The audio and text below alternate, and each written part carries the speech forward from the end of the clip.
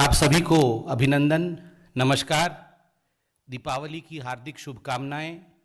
भाई दूज को आज एक उत्साह का माहौल भी है और भारतीय जनता पार्टी भाई दूज के इस पावन पर्व पर आप सभी को और देशवासियों को बहुत बहुत शुभकामनाएं देती है।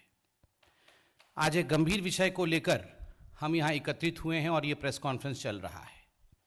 यह प्रेस कॉन्फ्रेंस देश के हित के लिए है कि किस प्रकार कुछ ऐसी पॉलिटिकल पार्टी हैं जो लगातार, और हम ये कई वर्षों से देख रहे हैं कि देश के लिए अहित सोचते हैं और देश के हित के लिए कभी चिंता नहीं करते हैं।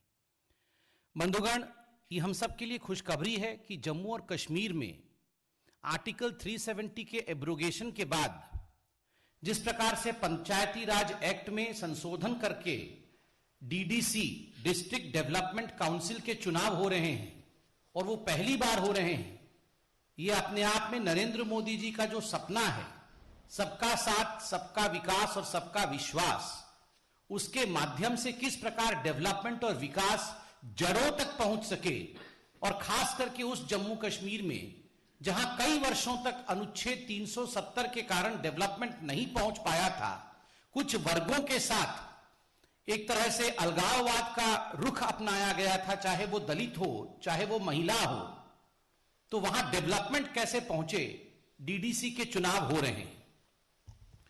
और हमने यह भी देखा कि जहां भारतीय जनता पार्टी डीडीसी का चुनाव लड़ रही है, वहीं people alliance for Gupkar declaration, ये जो गुपकर डिक्लेरेशन का एक अलायंस है, वह भी चुनाव लड़ रहा है। कल कांग्रेस पार्टी के जम्मू कश्मीर के अध्यक्ष गुलाम अहमद मीर ने प्रेस कॉन्फ्रेंस करके ये जानकारी दी कि जो 10 पार्टी ये गुपकर अलायंस में हैं और मिलकर चुनाव लड़ेंगे डीडीसी के, उसमें कांग्रेस पार्टी भी शामिल है। ये जो गुपकर अलायंस है उसमें कांग्रेस पार्टी भी शामिल है और कांग्रेस पार्टी का एक ही एजेंडा है इस अलायंस में, और वह एजेंडा है अनुच्छेद 370 को वापस लाना। बंधुगण, आपको जानकर आश्चर्य होगा, कल कांग्रेस पार्टी के अध्यक्ष, जम्मू कश्मीर के अध्यक्ष सोनिया जी और राहुल जी के कहने पर जिस प्रकार फारूक अब्दुल्ला जी से मिले और जो स्टेटमेंट जारी किया गया, उसमें एक लाइन लिखा गया है, मैं पढ़ता हूं, to defeat those who have been forcefully implementing the laws in union territory.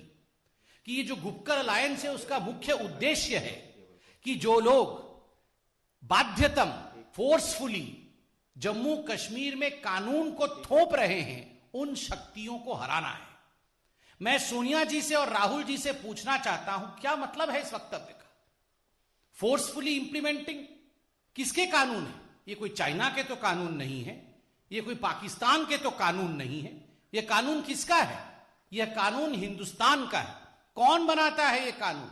Hindustan की जनता की प्रतिनिधि इन कानूनों को हिंदुस्तान के सर्वोच्च मंदिर जो डेमोक्रेसी का है, लोकतंत्र का सबसे बड़ा मंदिर जो है, पार्लियामेंट में बैठ करके विचार विमर्श करके लोकतांत्रिक तरीके से ये कानून बनाती है।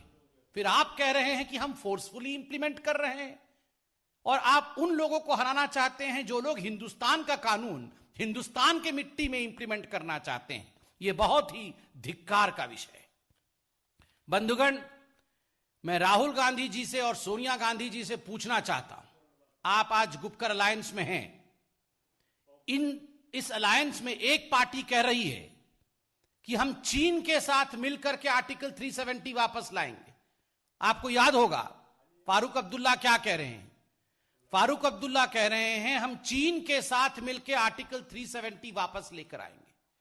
और वहीं एक और पार्टी है इस गुपकर अलायंस में, जहां पर महबूबा मुफ्ती कह रही हैं कि मैं तिरंगा नहीं उठाऊंगी और तिरंगा उठाने नहीं दूंगी। एक चीन के साथ मिलना चाहता है, एक तिरंगा नहीं उठाना चाहता है, और चिदंबरम जी उसी समय सिंक्रोनाइज करके, ठीक उसी समय जिस प्रकार इस प्रकार के बयान एनसी और पीडीपी द्वारा दिए जा रहे थे, कांग्रेस पार्टी ने ठीक उसी समय चिदंबरम जी के माध्यम से ट्वीट किया था कि अनुच्छेद 370 हटाना यह बहुत ही अनुचित है और हम अनुच्छेद 370 की वापसी चाहते हैं, हम वापस लाएंगे।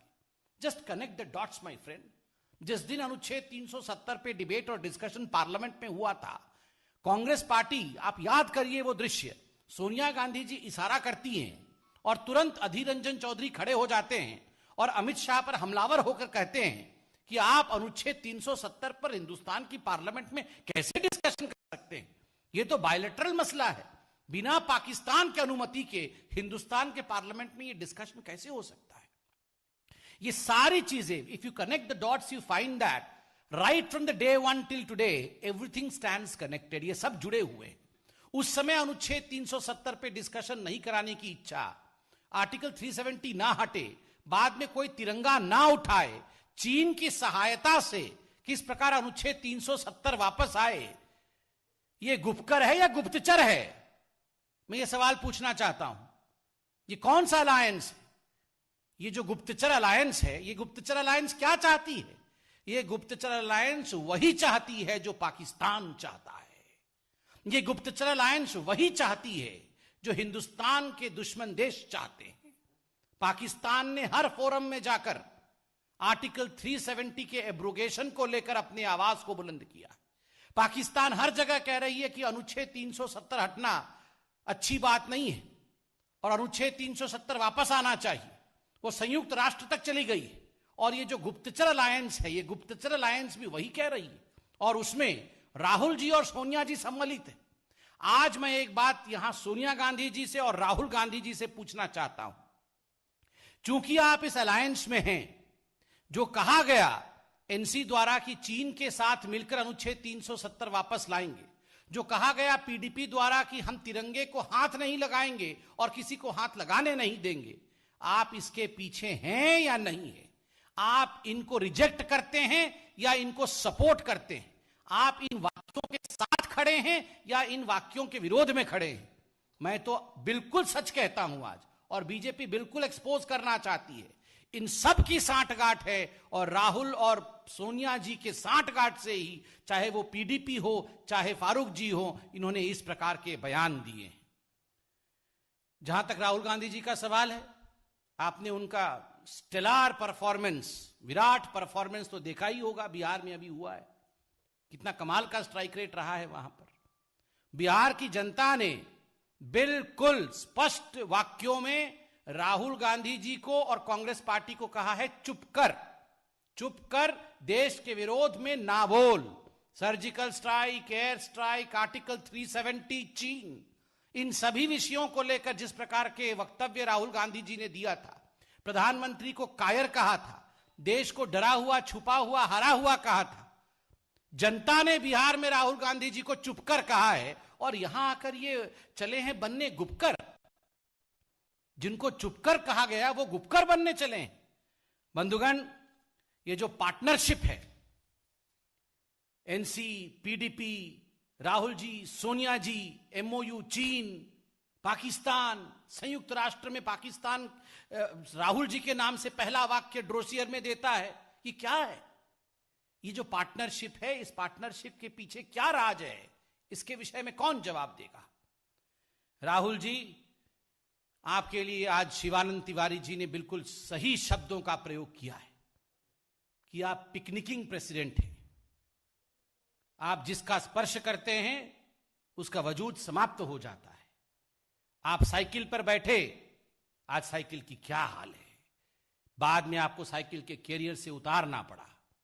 आप लालटेन के पास बैठे, पानी निकालकर, मिट्टी का तेल निकालकर पानी भरा, लालटेन बुझ गया।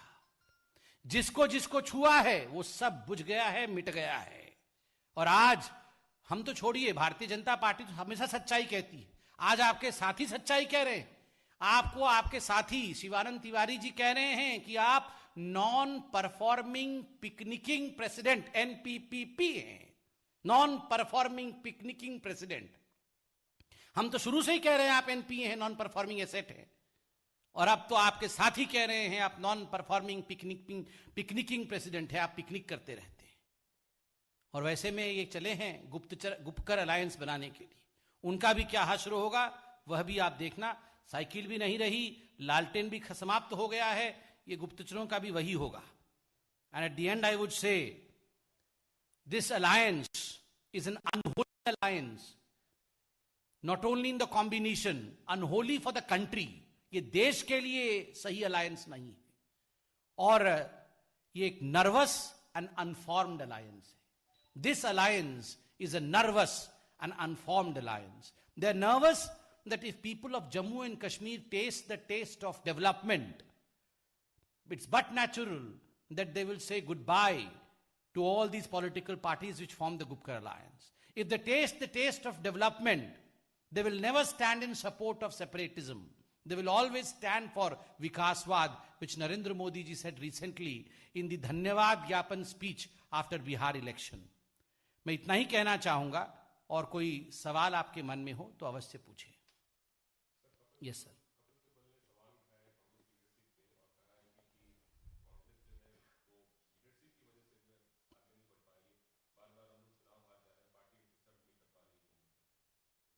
देखिए, कपिल सिब्बल जी ने आज एक मुख्य अखबार में इंटरव्यू दिया है. बहुत सारे बिंदु उन्होंने उठाए हैं.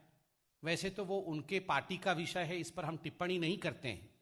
मगर कपिल सिब्बल क्या, ये तो 5 दिन राहुल जी को देखने के बाद, मात्र 4-5 दिन देखने के बाद ओबामा जी को सत्य मालूम पड़ गया कि ये नर्वस एंड अनफॉर्म्ड लीडर हैं, इनसे ना हो पाएगा. जो दूर 7 समुंदर पार ओबामा जी को मालूम पड़ गया, ये 7 दिन हफ्ते में जिसके साथ रहते हैं उनको मालूम नहीं है. कांग्रेस के सारे लोग जानते हैं जी कि ये नर्वस और अनफॉर्म्ड है. मगर कब तक, आप बताइए, कब तक 100 टन का पत्थर दिल पे रख के ये सब चुप बैठेंगे? धीरे धीरे ये जो 100 टन का पत्थर अपने दिल के ऊपर रख के कांग्रेस के नेता गुणगान कर रहे थे गांधी परिवार और परिवारवाद का, अब धीरे धीरे वो पत्थर उनको ही सफोकेट कर रहा है. उन्हीं की सांस बंद हो रही है. इसलिए ये पत्थर को साइड में रखकर, चाहे वो कपिल सिब्बल हो, चाहे गुलाम नबी आजाद हो, चाहे वो G23, आपको याद होगा 23 नेताओं ने एक चिट्ठी लिखी थी, चाहे कार्ति चिदंबरम हो. अरे घर के अंदर ही भेद हो गया है, घर के अंदर ही लड़ाई चल रही है. मैं तो कहता हूं गुप्तचर अलायंस बाद में करना, पहले अपने घर का ही अलायंस ठीक रखो. और कभी कभी तो मुझे बिल्कुल लगता है कि सोनिया जी, प्रियंका जी और राहुल जी ने अभी, हाल आपको पता नहीं होगा शायद, हाल फिलहाल में तीनों ने एक मीटिंग की है, सोनिया जी, राहुल जी और प्रियंका जी ने. और मीटिंग में कहा है कि भले सब चले जाए, हम तीनों तो एक साथ रहेंगे, हम अलग नहीं होंगे. जी.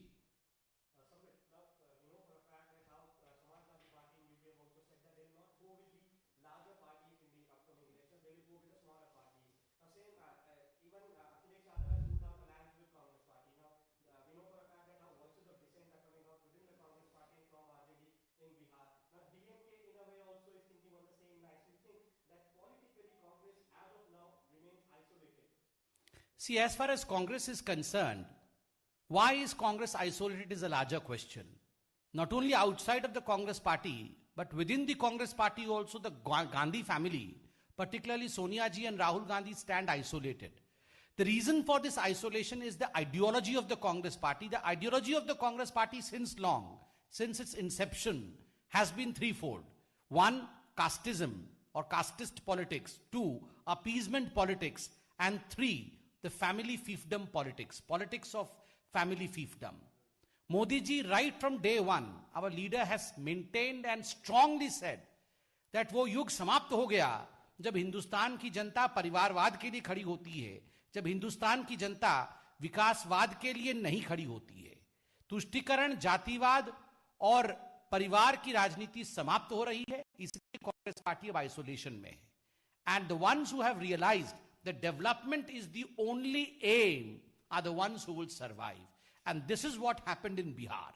And in the Dhanyavad rally of Bihar, from the party headquarters, from where we are having this PC, our respected Prime Minister Narendra Modi only reiterated that, look, you have to be standing on the right side of the fence, and the right side of the fence is development, development, and development. No more questions, sir? Thank you so much.